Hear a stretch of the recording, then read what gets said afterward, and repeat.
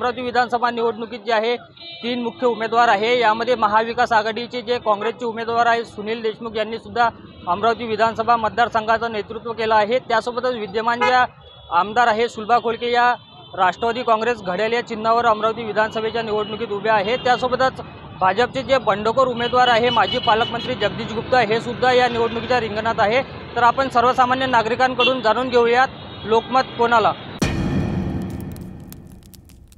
आपका लोकमत किसको है, किसको आप?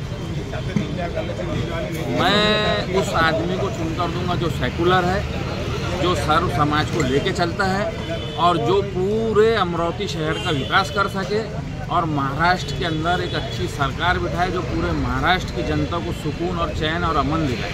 आप किस मुद्दे पर चुनाव ये मतदान करेंगे ये चुनाव में? हम तो ये चाहेंगे कि भाई सब में शांति, सब में मोहब्बत रहे और सबका विकास होए और सब सुकून चैन से रहे। आपकी पसंदी किस उम्मीदवार को है? मैं तो ये समझ लो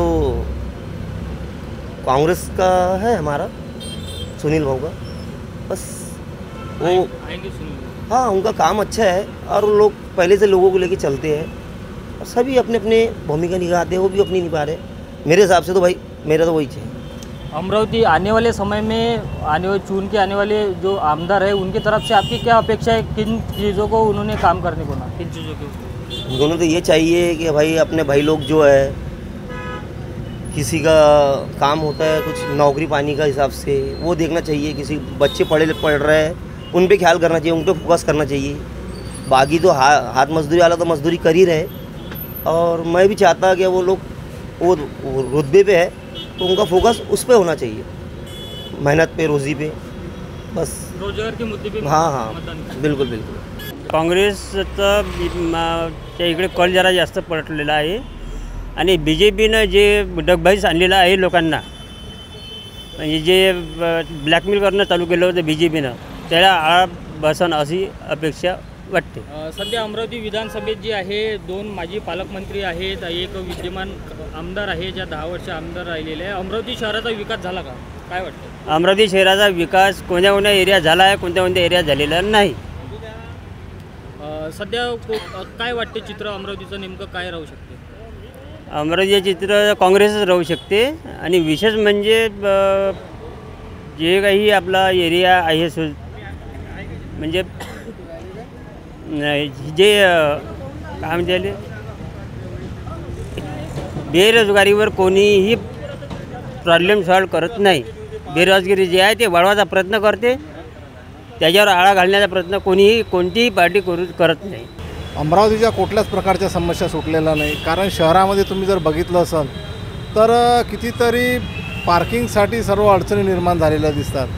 म्हणजे पार्किंग व्यवस्था नाही, ट्रॅफिक व्यवस्था नाही, कोणी कुठल्याही प्रकारचं म्हणजे मॅनर्सलेस असल्यासारखं हे करतात। स्वच्छ अमरावती, सुंदर अमरावती म्हणतात पण असं कुठल्याच प्रकारचं चित्र आपल्याला दिसत नाही। राहिला बेलोळा विमानतळाचा प्रश्न, मला नाही वाटत तो किती वर्ष सुटणार की, म्हणजे आपलं स्वप्न ते स्वप्नच राहील काय असं वाटते मला। आता जे आहे मुख्य 3 उमेदवार दिसत आहे त्यामध्ये 2 माजी पालकमंत्री आहे, एक 10 वर्ष काम केलेल्या विद्यमान आमदार आहे। या तिघांमध्ये तुम्हाला तुमची पसंती कोणाला आहे?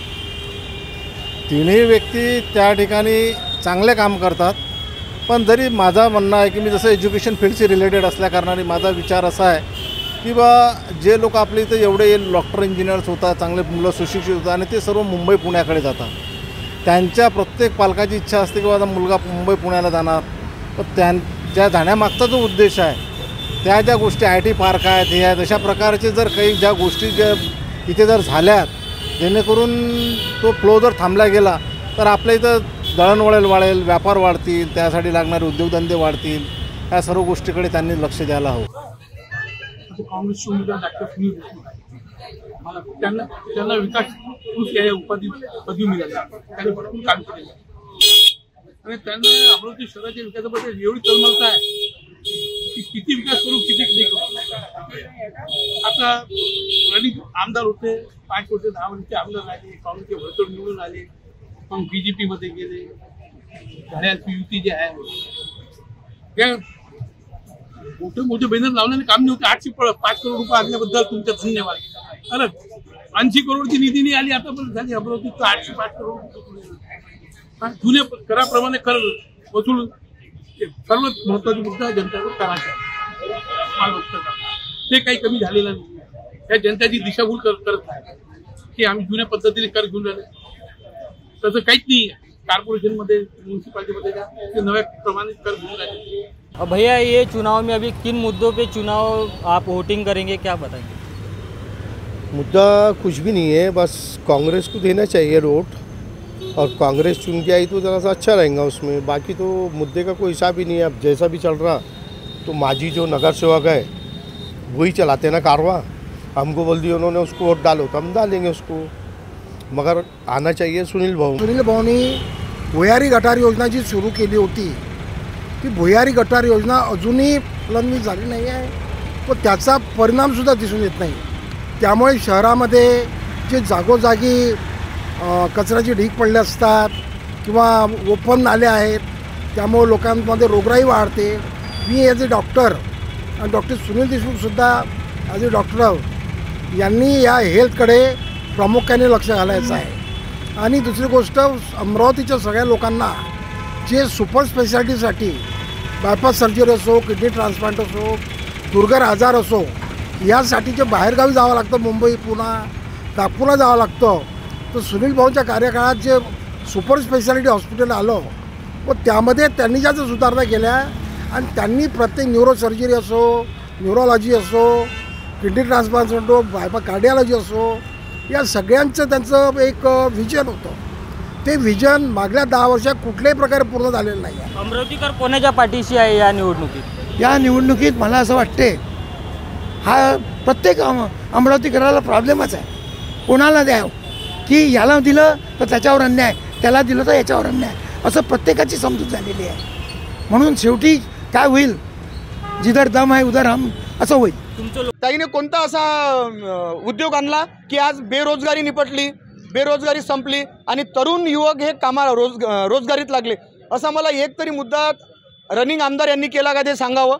आणि आज त्या घड्याळावर उभ्या आहे. घड्याळचं कमळ कधी होऊ शकते, आणि घड्याळचं जर कमळ झालं तर आम्ही उद्या अजूनही त्याच गोष्टी देऊ ज्या विषयावर डॉक्टर बाबासाहेब आंबेडकरांना जंतर मंतरवर फोटो पाडून त्याच्यावर पायाने तुडवले होते, आमच्या संविधानाच्या उद्देशिका फाडल्या होत्या, संविधान फाडलं होतं.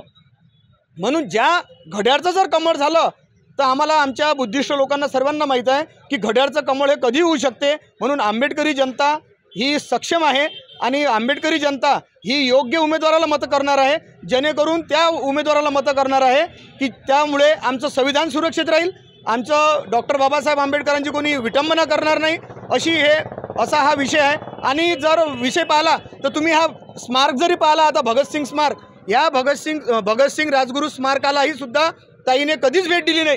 तुम्ही विचार करा, हे तुम्ही किती वर्षापासून पाहत आहे की हा परिसर जसा तसाच आहे. ही लढत बघतायत सुलभाताई आणि अदर्समध्येच जास्त लढत राहणार आहे. आणि जगदीश भाऊ आहेत, सुनील भाऊ आहेत, हे सगळे तिघही जण अमरावती शहराचे आमदार राहून चुकलेले आहेत. आता या तिघांमधलं काम कोणाला कसं आवडतं आणि क्या पद्धतीने यांचा लोकांचा जो अप्रोच आहे तो कसा राहिला, मागील 15 वर्ष 20 वर्षाचा लोक उमेदवारांचा विचार करणार आहेत की जे पब्लिक टचमध्ये लोक राहिलेले आहेत, वारंवार ज्यांनी पब्लिक टचमध्ये राहून पब्लिकच्या समस्या ऐकल्या आहेत, त्यांचा निराकरण करायचा प्रयत्न केलेला आहे. अशा लोकांसाठी हे जो या तिघांमध्ये जो जास्त टचमध्ये राहिला ती व्यक्ती इथे निवडून येण्याचे चान्सेस जास्त राहतील. आता याच्यावर लोक ठरवतील किंवा या 15-20 वर्षात कोण किती कॉन्टॅक्टमध्ये होतं आणि कोण नव्हतं. आता या अमरावती विधानसभेच्या निमित्ताने मी एक युवक म्हणून सांगू इच्छितो की या सरकारच्या विरोधात, म्हणजे केंद्रातलं मोदी सरकार असो की ह्या मुंबईतलं आपलं हे महायुतीचं सरकार असो, याच्याबद्दल युवकांच्या मनात प्रचंड रोष आहे. कारण अमरावतीमध्ये आपण बघतो की मोठ्या प्रमाणात तरुण शिक्षण घेतात आणि काही तुटपुंज्या पगारासाठी त्यांना पुणे, मुंबई, बंगलोर सारख्या ठिकाणी नोकरीला जावं लागते. आणि पगार त्यांना असा असतो की त्यांचं तिथे काही भागत नाही आणि घरच्यांच्या अपेक्षा असतात की मुलगा नोकरीला लागला तर त्यांनी काहीतरी घराचं करावं, पण त्यातच तिथे भागत नाही. त्याच्यामुळे तरुणांच्या बेरोजगारीच्या प्रश्नावर येते या सरकारनं कुठे लक्ष दिलेलं नाही आहे.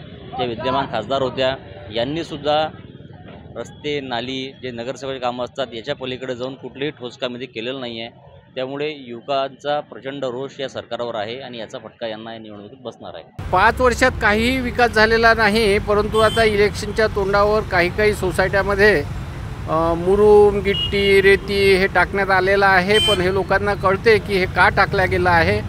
गेल्या 5 वर्षामध्ये 2017ला सुनील भाऊ आमदार असताना नागपुरी गेटचा उड्डाणपुलाचं काम सुरू झालं, त्याला मंजुरात मिळाली, पण आज 2024 सुरू झालं आहे, त्याचं काम अजूनही पूर्ण झालेलं नाही. सुनील भाऊच्या काळामध्ये पंचवटीचा उड्डाणपूल आणि इरविन चौकाचा उड्डाणपुलाचं काम ज्या स्पीडनं झालं होतं, तो स्पीड मनात जर स्थानिक आमदारांनी आणलं असतं तर तो आतापर्यंत झाला असता, परंतु त्या बाबतीत अतिशय निष्क्रियता या ठिकाणी दिसून. अमरावती विधानसभेमध्ये सर्वात जास्त लोकमत हे डॉक्टर सुनील देशमुखकडे वाढलेलं आहे. तसं जर आमचा बौद्ध समाज जर पाहसाल तुम्ही, अमरावती जे शहरात 40 ते 45 हजाराच्या वर आहे, परंतु आंबेडकरी संघटना, आंबेडकरी विचारवंत सर्व लोक सुनील देशमुखच्या पाठीमागे ताकदीने आहे.